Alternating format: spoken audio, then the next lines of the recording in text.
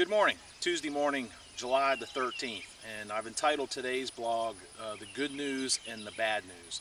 The good news is, if you recall from a previous blog that I made, that I took my motorcycle on a 2,200 mile trip last week through Pennsylvania, the Adirondacks in New York, up through Vermont, New Hampshire, and on into Maine, and spent some time with my best friend up there.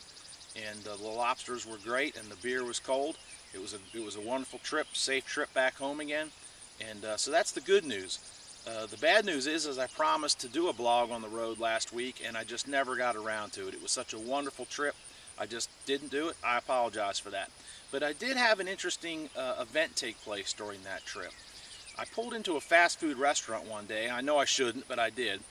And as I'm pulling into the restaurant parking lot, I see the charter bus coming. And I'm sure you've done the same thing. You think, oh no, I've got to get in there before the charter bus pulls up. And I did. So I'm at the counter placing my order, and here come the 55 people off of the charter bus. And simultaneously, there is this collective moan from the employees behind the counter. The worst possible thing for them just occurred. A charter bus showed up. And I said to myself, that's an interesting disconnect, isn't it? The best possible thing for the business was a significant influx of volume, cash-paying customers. For the employees, that was the worst possible thing. And what a disconnect there. And there are fundamental reasons why that disconnect existed.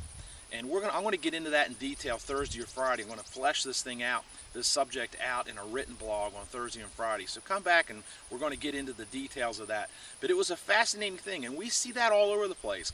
Whether it's a corporate group in a fancy office building downtown or a manufacturing environment, we see that all the time, where what's best for the company in many cases is viewed as the worst thing for employees. We've got to attack that issue. We've got to recognize it for what it is, and we've got to fix it.